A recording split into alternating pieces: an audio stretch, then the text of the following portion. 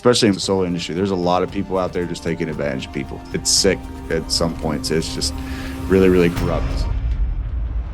I don't think it's fair that, somebody comes to your house, takes advantage because you forget stuff. And that man is now almost 6 figures in debt. They had been hooked and tricked into paying tens of thousands for these so-called free solar panels. I believe if I pour everything into my people, my sales rep, my project managers, my team, they will in turn deliver that experience to the end consumer. We've never sold a lease or a power purchase agreement our entire lives, and we're not going to start now. Our reputation is everything to us. We still have 5 stars on everything after 7 years in business and doing something very technical and 3,000 installs. People really appreciate who we are and how we show up. All right, welcome to the 24th episode of the Solar Power Hour. I have a very special guest today, Mick. Did I say that right? I know you just told me how to say it. Yep. But Mick and I go way back, so this will be a little bit different than most of our podcasts just talking about solar. But Mick here is a fellow business owner and runs a roofing company, is very successful, and just going to talk about life and give you guys the quick and dirty of what it looks like to be an entrepreneur and to be in sales and all the good things. So take it away, my friend. Dude, I want to say, first of all, you said this is your 24th episode. Yeah, it's been a long journey. I just heard a statistic that 97% of podcasts never make it past their 10th. So congratulations, dude. That's huge. I think that goes to show that like so many people start, but like not a lot of people push through and stay consistent. Absolutely. It's been fun, man. Like we have some recognition. It's not a huge podcast, so it's very niche because we're really just talking about solar in a very specific area, Illinois, for the most part. But it is cool. Like we'll have people come up and say, "Hey, like I've been listening to your podcast. It's really good." Like realtors, to appraisers, everything. So it's been fun and make us a little local celebrity. Austin, my co-host, we were just talking about how much we hate it because every time we get on Instagram, like we'll see a short cut out from the podcast, and we're like, "That's the quickest way to get us off of social media." Like when we see our own faces, we're like, "Nope, nope, nope." But it's been fun. Good, dude. Awesome. Well, I'm pumped to be here, dude. I'm pumped to dive into it. So let's talk about you, my friend. What do you do? So I own Aspire Contracting, roofing company. We're based out of Arizona, quickly expanding, looking like we're going to open up our first additional market here this year. Been in roofing for the last 7 years, and dude, it's been quite the journey. Yeah. Funny enough, we just hit our on the 19th, we'll hit our 7-year anniversary for running Sun Collectors. So 7 years, man. It comes with a lot of sacrifices. So that's exciting. Where are you expanding your market to? So we're opening up our current office is in Tempe, Arizona, and we're opening up an additional office on March 1st in North Phoenix. Looking at potentially opening up an office in Prescott and then additionally in Michigan. Dude, that's some expansion right there. Yeah, dude, we're ready to put rocket fuel on this thing. I love it. So I would imagine you're not a storm chaser. You're doing more of the retail space. No, we actually do primarily insurance. Ah, cool. Very cool. Yeah. Is there a lot of that out there in Arizona? I mean, there obviously has to be.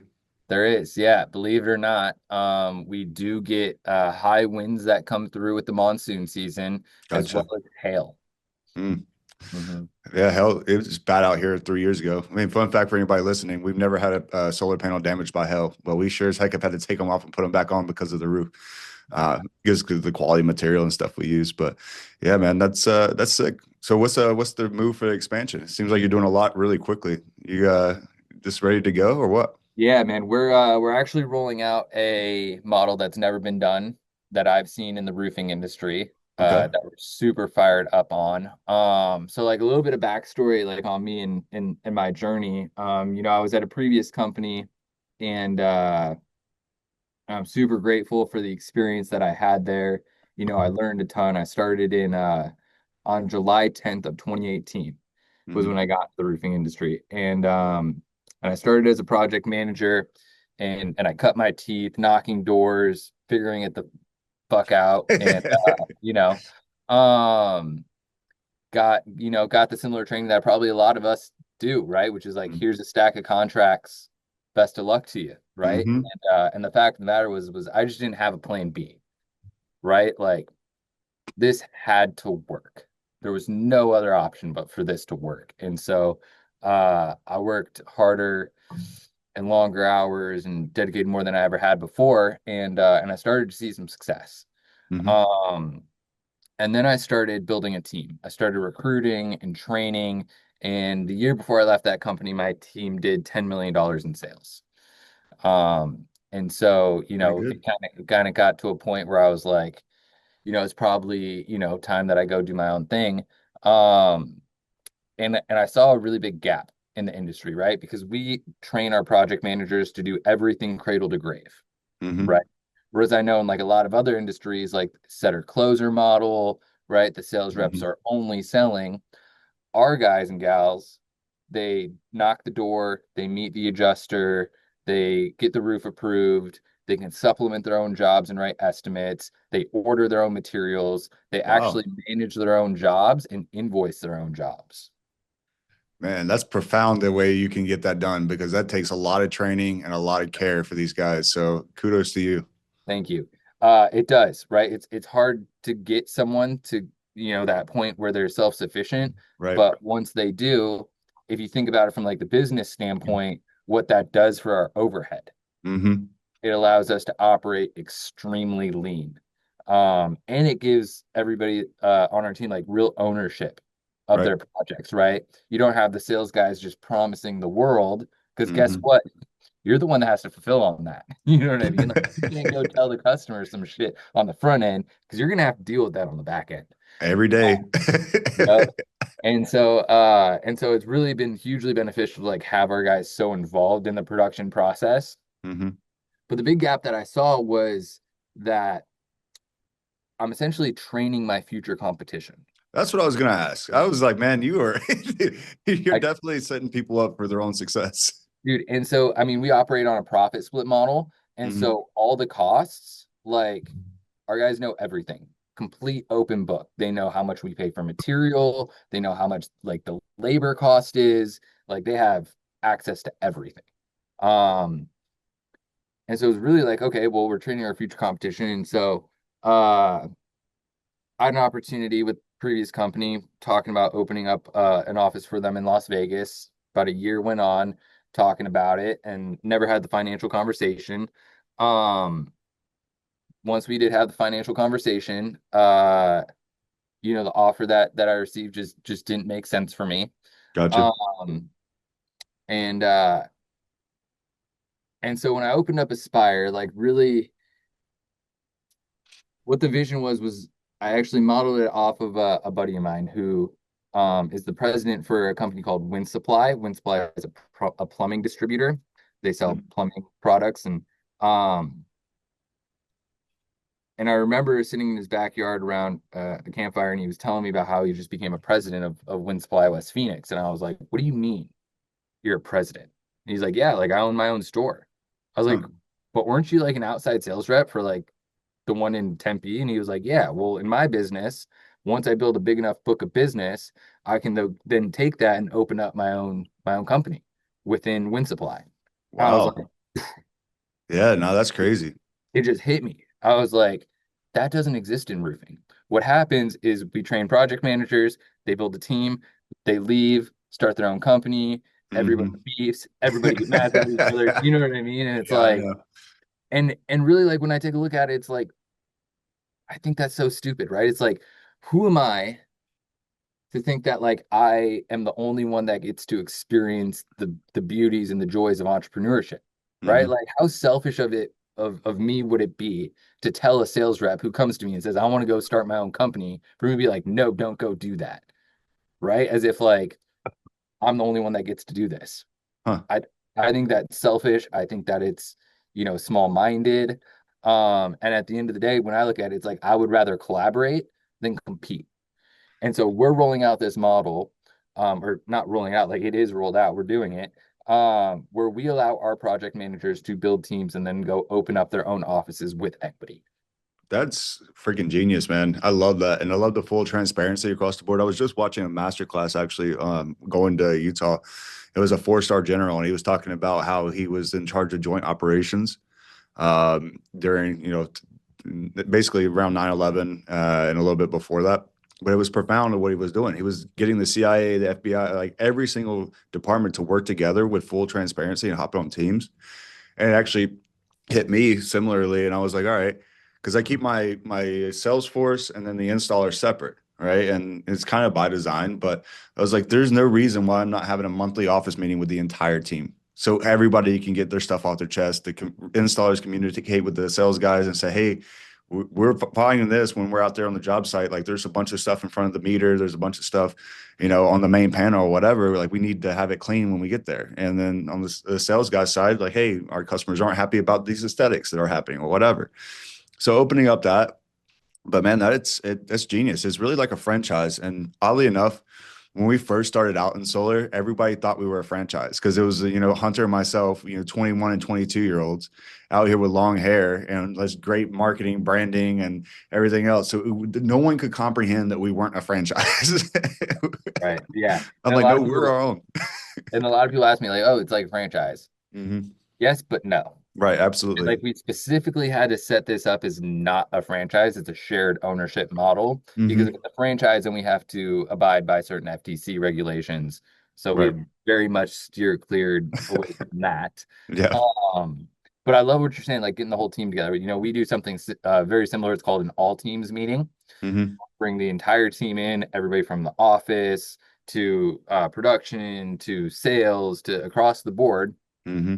and we've got a bunch of whiteboards set up, and we give everybody a dry erase marker, and we have them go up to the board and write whatever issue they have with the company or a person or a department or whoever. Like, and we very much set the stage where it's like nobody's gonna get in trouble for this.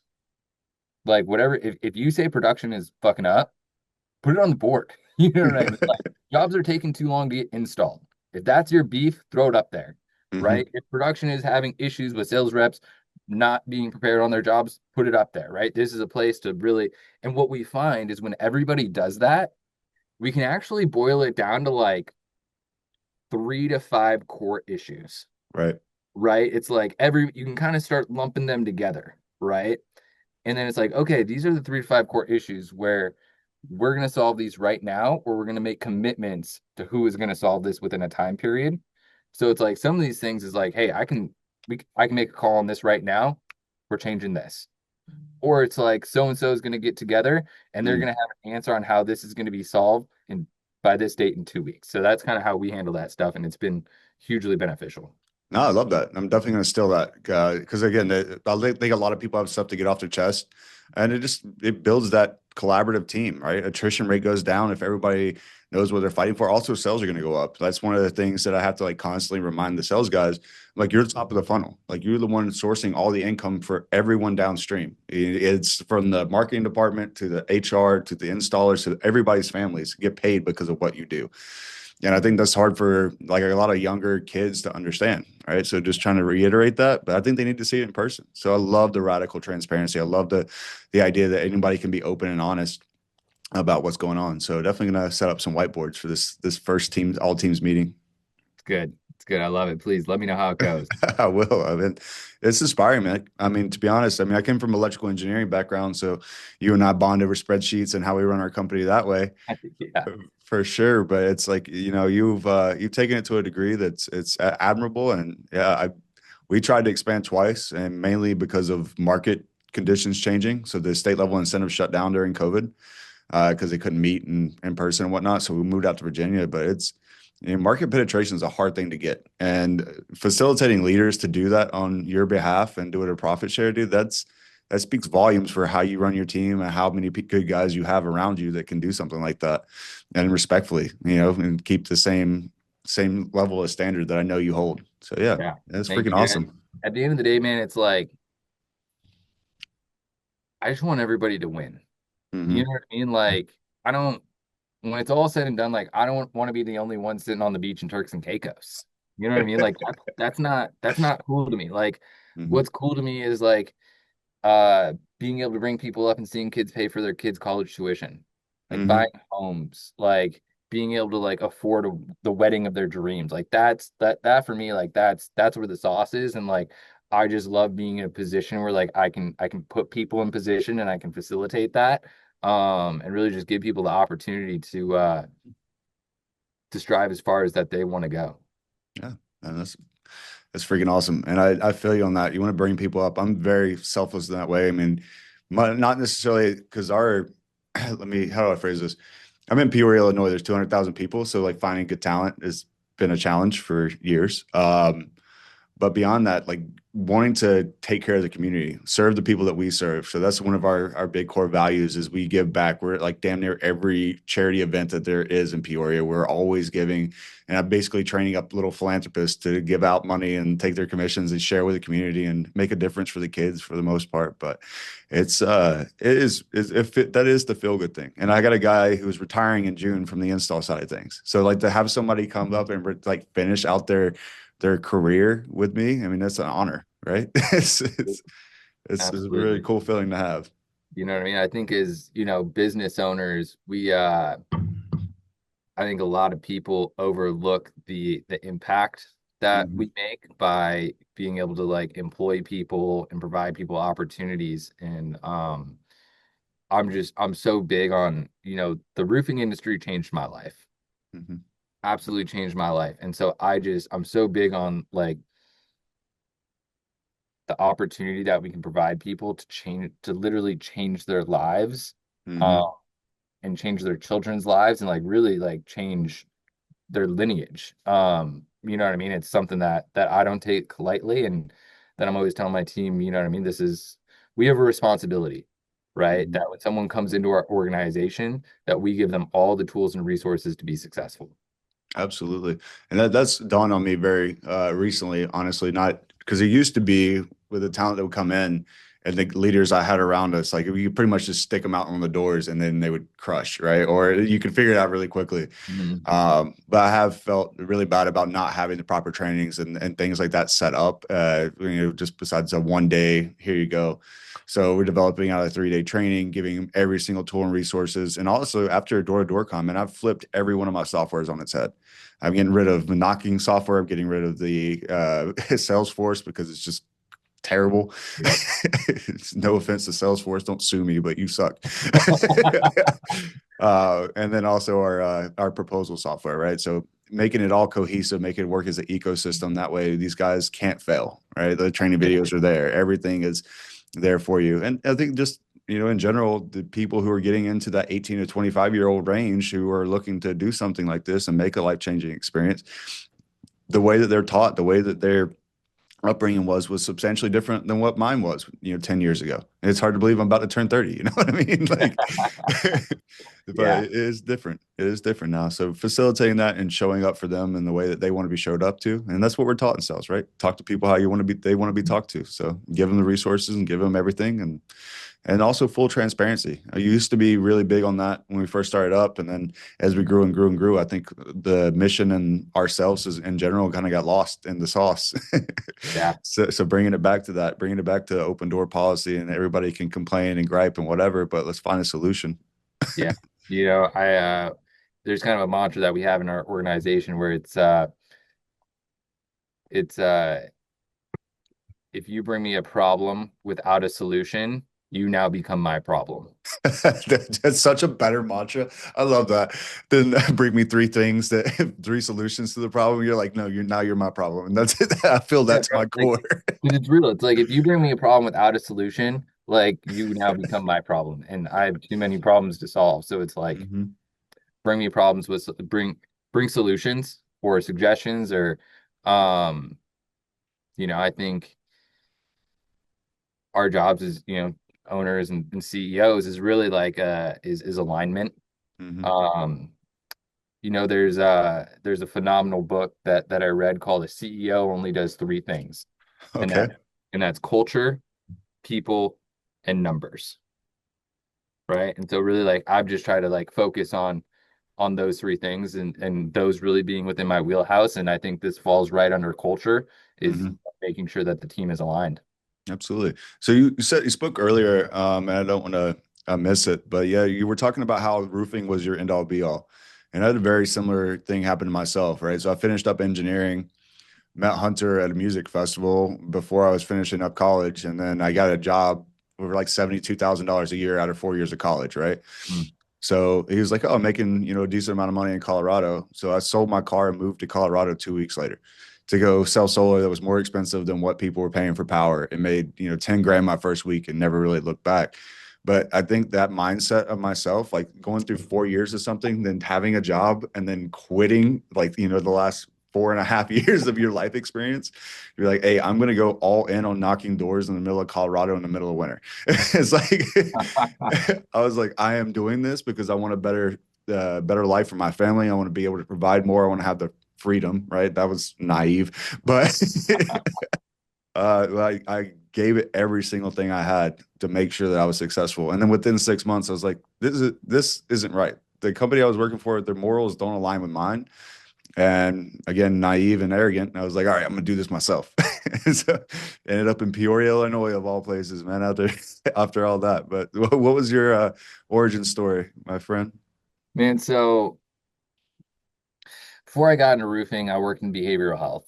Okay. Um, and I remember, I was doing some marketing for a drug and alcohol treatment center, and I got fucked out of $100,000 contract. Wow. Um, and when I got into roofing, dude, like I wasn't just broke, like I was less than broke. Mm-hmm. Right? Like, I don't know if you know what I mean, like not just like less than broke. And I remember the owner of the previous company I worked at posted on Facebook the day after a massive storm hit the valley. Mm. And he said, we just got crushed. Most of my sales guys make six figures and we need some help. And so I shot him a message and he said, Mick, I think you'd be great at this. Come meet me at the Home Depot off El Vista. And so I, put the last $20 I had in my Prius and I cruise over to this Home Depot and I pull up and he's sitting there in his big lifted F-250 Platinum. Of course, Yep, roofing guy. yep. And I hop in his truck and we start, driving down the street and he was like, "Hey, I talked to this lady for maybe 2 minutes as she was leaving the house earlier this morning. She told me to come back on her lunch break. Um, and he said, Do you know anything about roofs?" And I was like, "I know they sit on top of houses." And he's like, "All right, well, do you know what storm damage looks like?" And I was like, "Dude, I have no idea." And he's like, "You see all of these houses with little black rectangles on them?" And I Mm. was like, "Yeah." And he's like, "Those are all of our potential customers."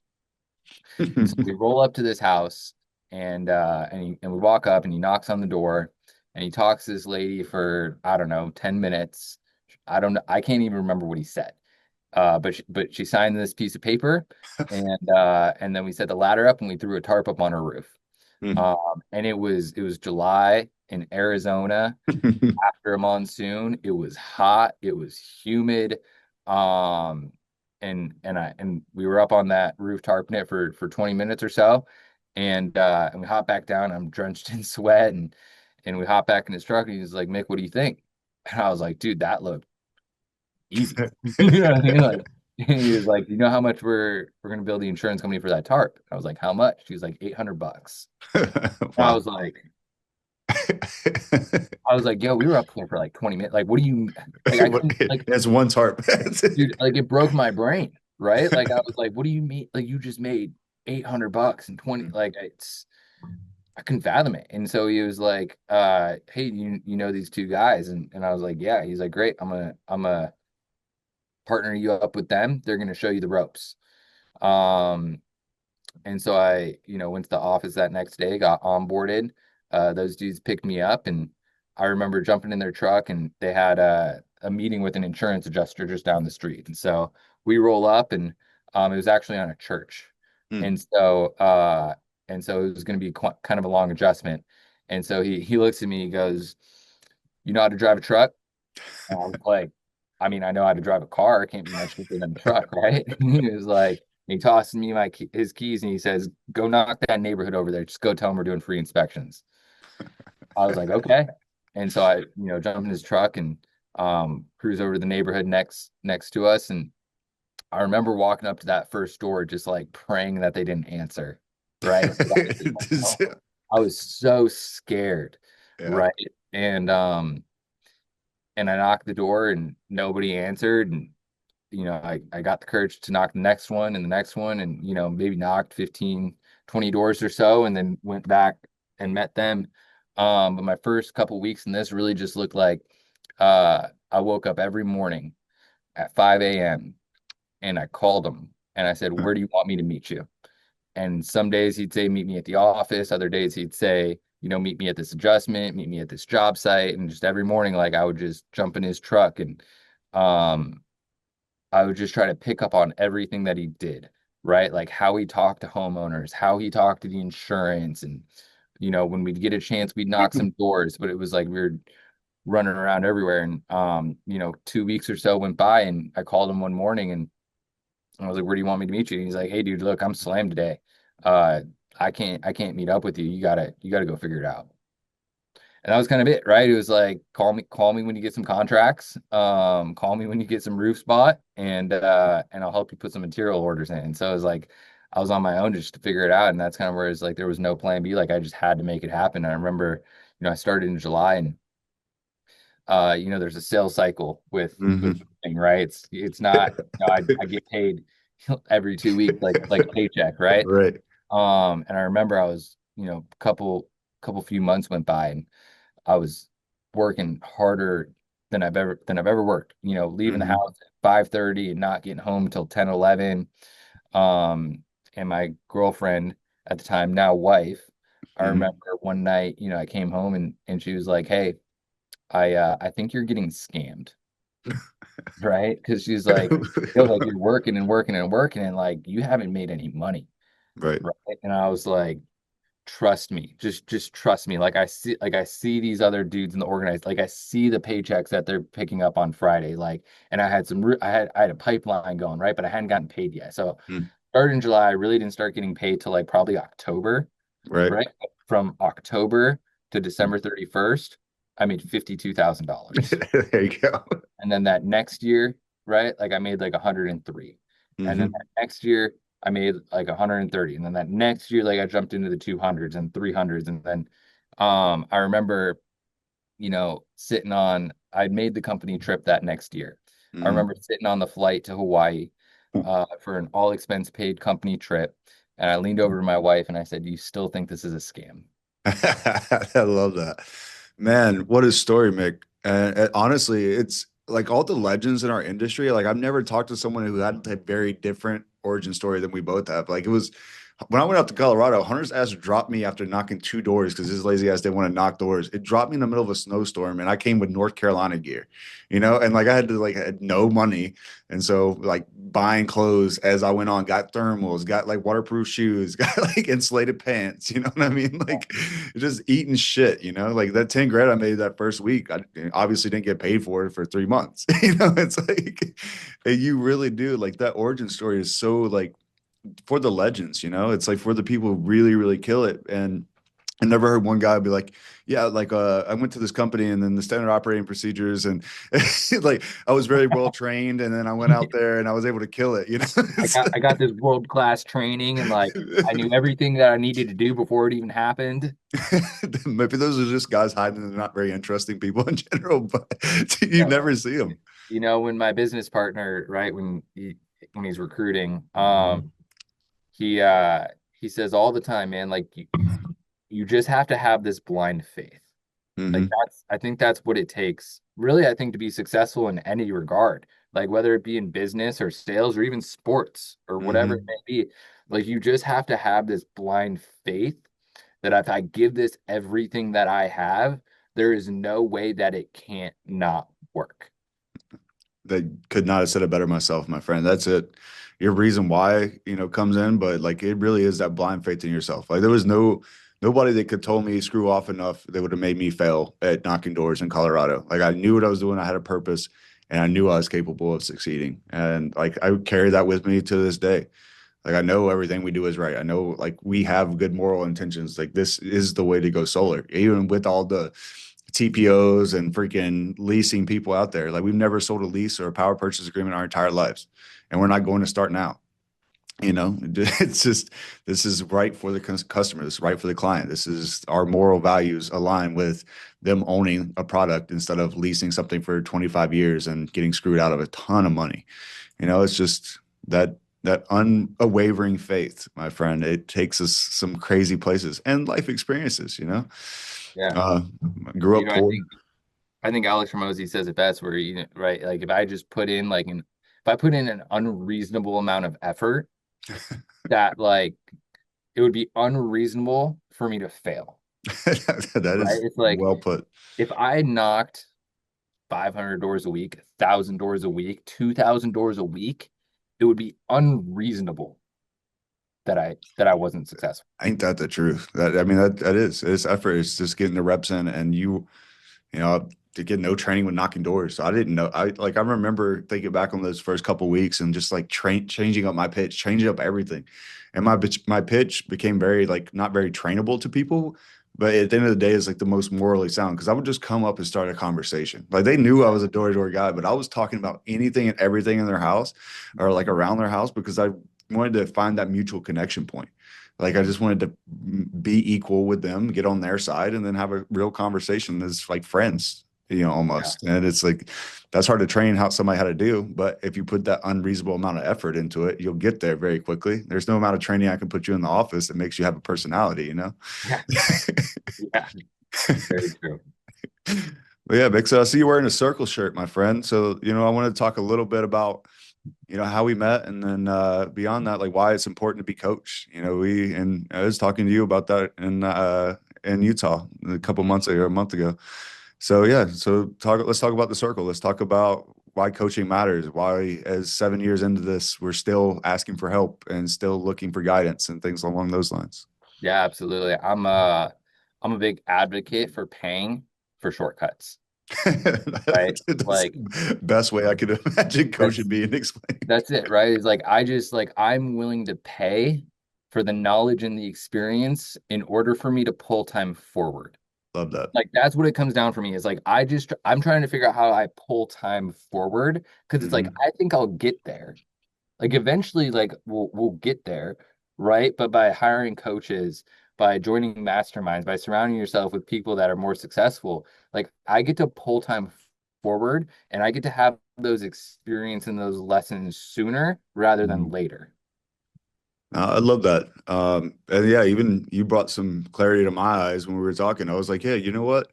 You're like every time I go to a master class, every time I do this, like you're on it. You're actually like you're there to work and you get the work done that you've been maybe putting off, or like you're inspired to do work harder, more unreasonable effort kind of thing. But I was like, damn, you're right. I've been a part of this coaching program for the last year and I have not shown up. I have not participated. I have, you know, my arrogant ass thinks that I don't, you know, need these conversations that seem like they just go on and on and on about the same things. But yeah, you open my eyes to that. It's like you're right. Every time I come back from a conference, every time I come back from even a music festival, like I'm recharged. I'm ready to go. Like I'm ready to solve the world's problems. Because you know the job can be daunting. You know the customer experiences, everything else, and obviously our industry isn't too much different. We're still playing with roofs, but mine's just got a shit ton of political crap behind it. You know, it's like this unnecessary bullshit that I have to deal with that just feels like, you know, I don't know about you, but external things that I can't control like drive me nuts, you know, and I have this pressure from these sources that I can't even control or even potentially uh, lead in one direction or the other. It's like, like I feel like the world's crashing down on me, but you just got to roll with the freaking punches, man. It's fun. Yeah. Yeah, absolutely. It's like I believe that you know what I mean? I'm one relationship away, one conversation away from getting to that next level, right? And it's like I don't know who that conversation, I don't know where that relationship's going to come from. Right. And so it's like that's why I think it's important to like join groups, join masterminds, get coaching, right? Is because it really there's been, you know what I mean, just Mhm. one conversation that has absolutely changed the way that I think about my business, the way that I think about my people, right? Like it's I believe that there's everything that I know, right? Mhm. And so that's like I consciously know that. And then there's everything like I know that I don't know, right? For example, like electricity, right? Mhm. I know when I flip a light switch on, light comes on. Like I You got can't tell that. you how that happens, right? And I know that I don't know that. Right. But then there's everything that I don't know that I don't know. Mm-hmm. And that's like that, right?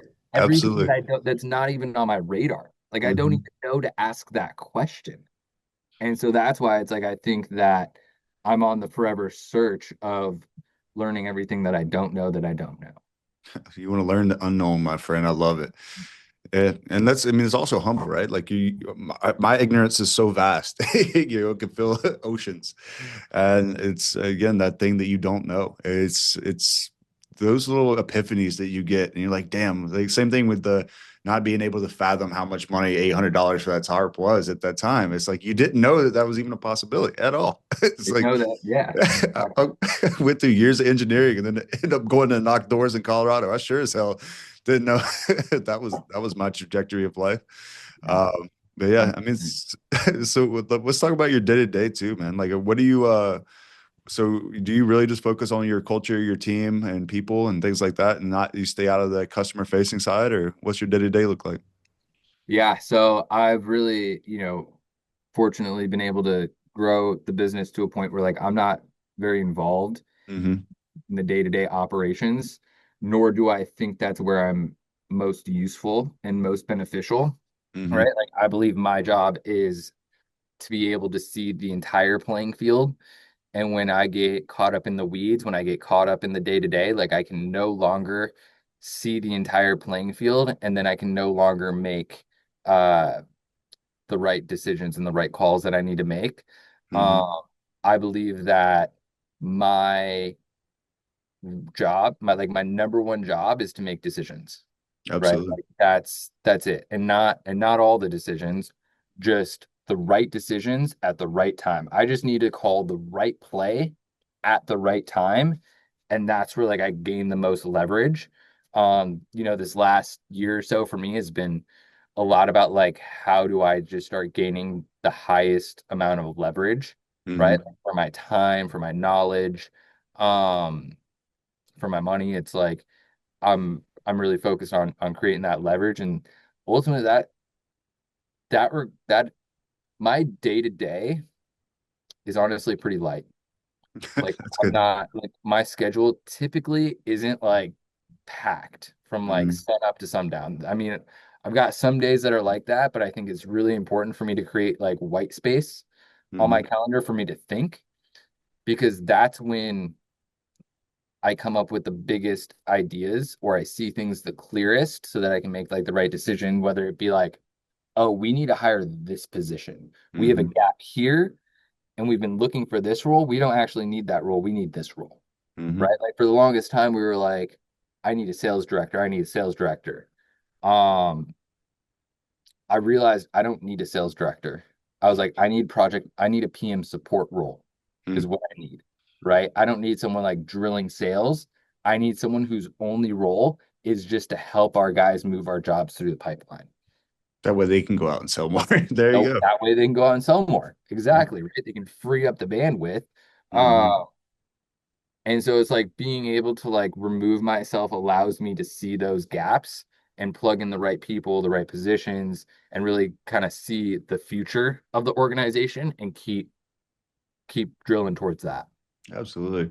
Yeah, I mean, that's a fair point, man. And I completely agree. It's like the more bandwidth I have, the more I can able to see the whole picture and make those calls. I mean, I always explain it as like pulling the levers. Like I want to make sure I'm pulling the right levers at the right time for the right reasons. But it can, when you get stuck in the weeds and like with our stuff is super technical. Like we get some crazy questions from clients and whatnot, and it's like, okay, it falls onto like who knows the most, and like it's like sometimes I can't pull myself out of the weed because then the questions are going to go unanswered. There's going to be problems that arise after. It's like it's mind numbing to a certain degree, and that's one of the roles that we're looking to fill here in the near future. Is just we have 3,000 clients, right? That's a lot of active systems, and they're guaranteeing like a 30-year warranty for almost all of them through Solar Insure and whatnot, but I'm like, oh man, like it just keeps increasing, keep increasing. And It's just one of those things we never really thought about. But as these systems age and problems arise and whatever, it's like we really need that like customer support, but very technical customer support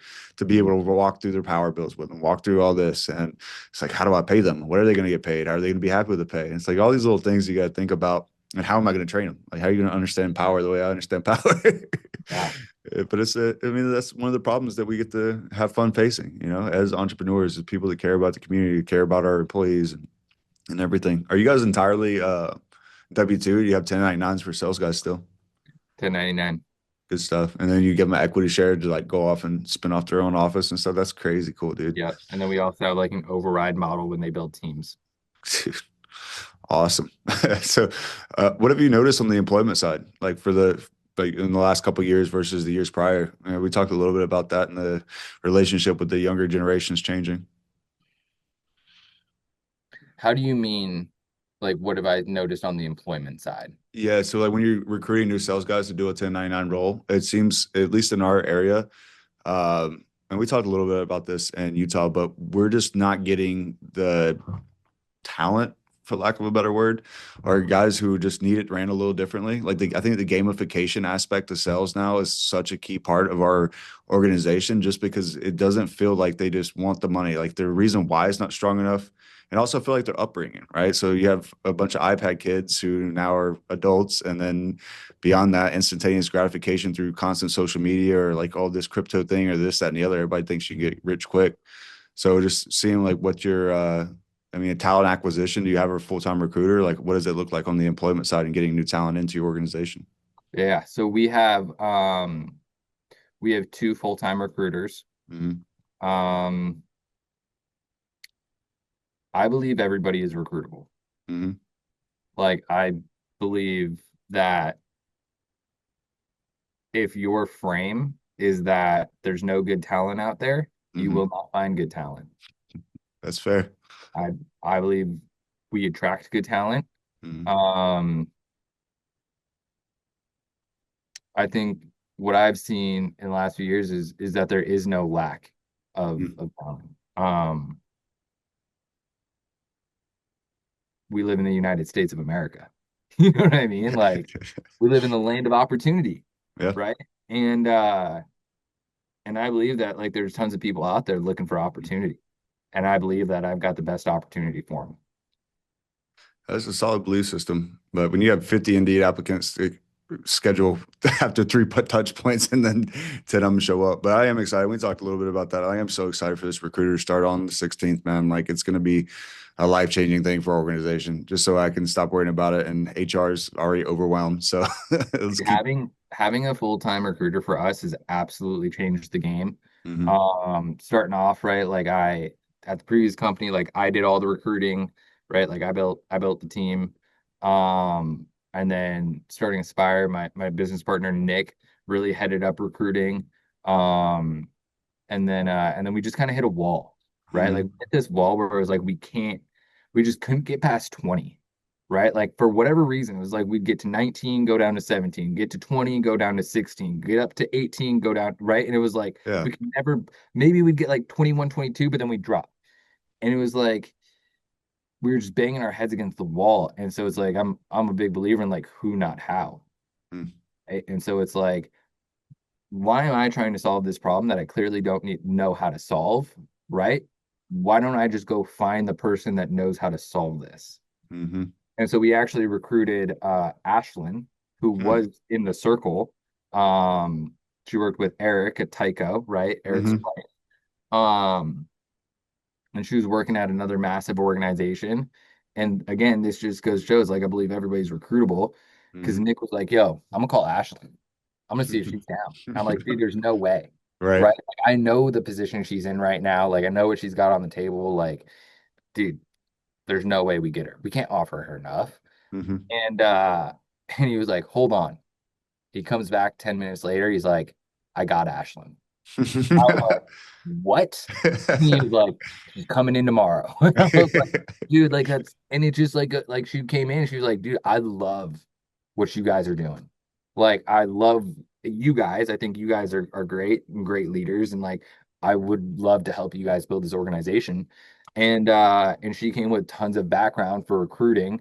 Hmm. And she was able to build recruiting systems, and like Nick would go through Indeed, right? And he would go through 100 applicants and get one person to show up. Hmm.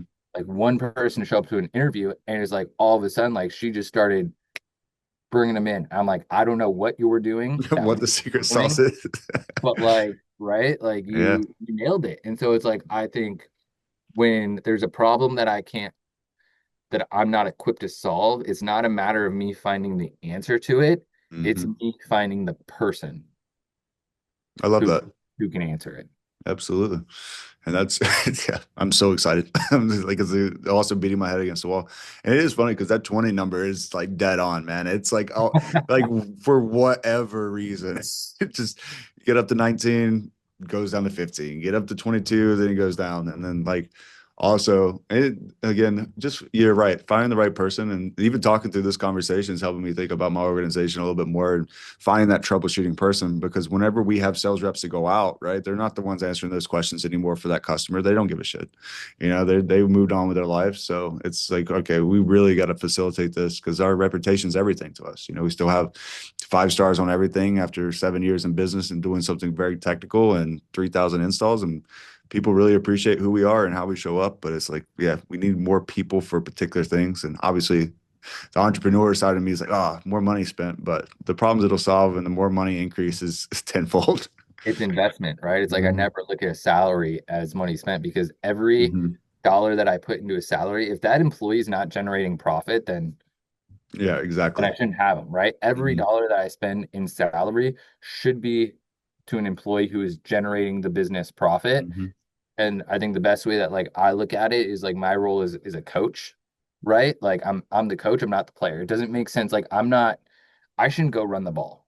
You Mhm. know what I mean? It's like the coach doesn't jump in and run the ball on a play. Right. No, it's like the coach says, hey, the running back is going to go do that. The quarterback is going to go do that. The wide receiver goes there. Right. And so it's like Mhm. I look at massive, you know what I mean, $1 billion organizations, and it's like they have hundreds, if not thousands of employees. Right. You know what I mean? I can't say that that CEO sits back and says, Yeah. I shouldn't hire this person. I don't have the money. No, they Right. hire people to Mhm. solve the problems. And so it's like I even look at it like my whole thing was just like I wanted to work myself out of a job, right? Like I want to hire the person that's the best at operations Mhm. and put them in. I want to hire the best person at sales, the best person at recruiting, the best person at like I want to find the best people. I want to pay Absolutely. them the most amount of money I can Mhm. because the organization, it's like you can't hire a Steph Curry without paying a Steph Curry contract. Mhm. Steph Curry, you know what I mean? It's like if Absolutely. you want those players, like you got to be willing to pay their contracts. And it's like you can't build an all-star team with C players. You can only build it with A players. So it's like I look at how do I go find like the best people in, Mhm. for each thing, and how do I go pay them the most amount of money? Absolutely. That's a wonderful way to put it. And I think also the commission thing is changing a little bit in people's interest in the 1099. So reworking our commission structure has been a huge thing recently because just people are operating different, and it's also you want to make sure that people are making the most amount of money, but a lot of people are wanting that little safety net now. Like, hey, I got a little bit of fallback. I got this monthly payment or weekly payments or whatever. So it's been fun to explore that, and especially with the younger generation, just to get their feet off the ground because not everybody's built like us. Not everybody wants to have that unwavering faith for 3 months at a time and wait for that first paycheck. But yeah, no, I love it, man. So what else would you like to share to the people? Obviously it's you floor is yours. What do you got? Um, Dude, I think for any of the entrepreneurs out there, anybody that owns a business, Hmm.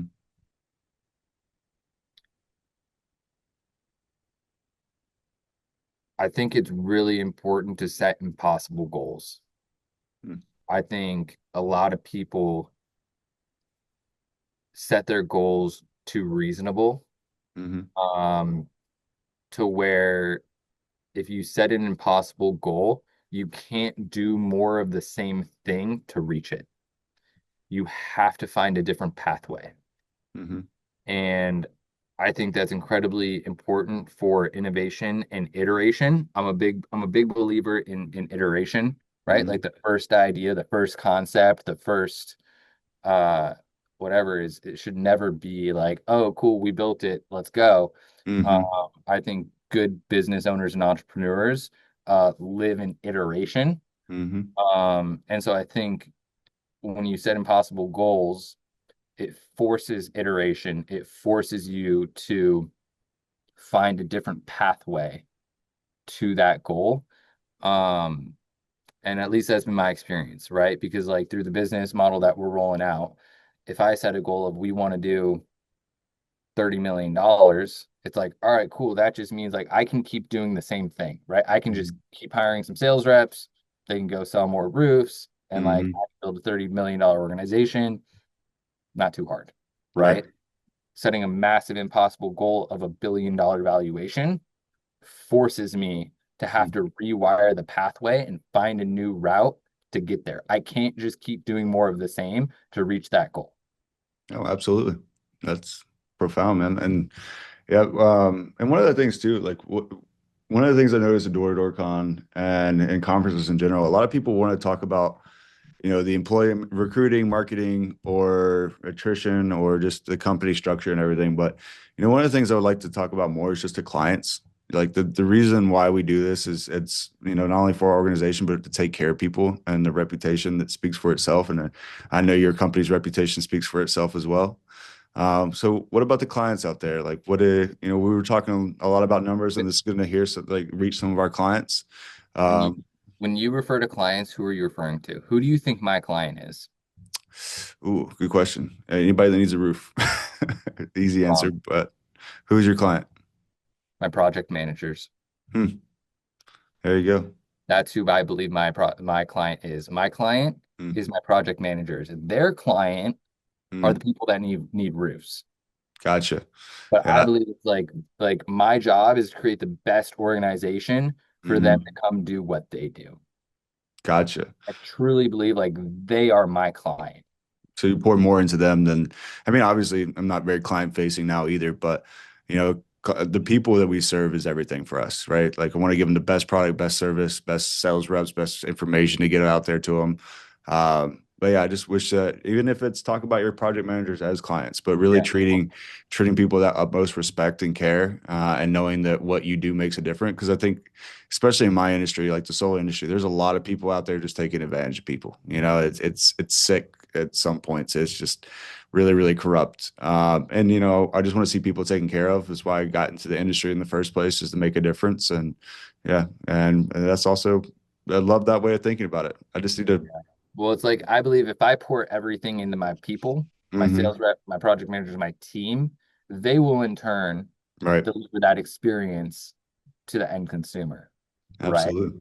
But it's like they're never going to do that if I don't pour into them, if I don't help them become the best version of themselves, right? And like develop that character, develop that morale, right? Like Mm-hmm. then they're never going to take it the rest of the way, Right. right? I can't run the ball the whole way. I got to pass it off at some point. And so it's like if I pour everything into them, they will then pour everything into the homeowner. Absolutely. Love that. So you watched the Super Bowl game last night? You talk a lot about running plays. Yeah, I was at a Super Bowl party. I didn't watch much of the game, but I make a lot of correlations to like business and sports. I just think that there's a lot of correlation there. Yeah, running teams, man. I mean, you're right. Running plays, running to everything, to the coaching, to the inspiration in the locker room, to team meetings, to how we run everything. There is. Did you play sports? No, not a Just whole lot just growing rock up. climbing? Yeah, yeah, Just rock climbing. rock climbing growing up. Yeah, yeah, yeah. That independent drive. I need to start recruiting more at the rock climbing center. But There you go. There yeah, you man. go. So what's one life experience you've had, Mick, that you wish everybody else could have? We'll end on that note. Getting sober. Getting sober. Love that. Getting sober. I got sober 12 years ago. Um, and I think that it has given me superpowers Mm, that, you know what I mean? Today I have to operate with integrity. I mm, have to operate with honesty. I have to give a fuck about other people. Because if I don't, Mm-hmm. I get loaded. And when I Right. get loaded, all bets are off. I love that, man. Yeah, congratulations, 12 years. It's a long time. Yeah. Mick here is older than he looks. The not drinking has made him young. I got sober when I was 19. I got sober super young. Yeah, But it absolutely changed the entire trajectory of my life. absolutely. And I'm incredibly grateful for that. Absolutely. Well, heck yeah, Mick. Well, it's been a pleasure to have you on. We'll cut it there because we're running on our hour there for the Solar Power Hour. But be looking out for Aspire and other places because they're expanding. One of the best guys I know, and that's genuine as I can be. And then also, yeah, when I know your company is phenomenal, man. I know leadership comes and from the top down. So love what you got going on. It was a pleasure to have you on the podcast, and we'll obviously be talking to you very soon. Thank you, brother. Take care. See you, bro.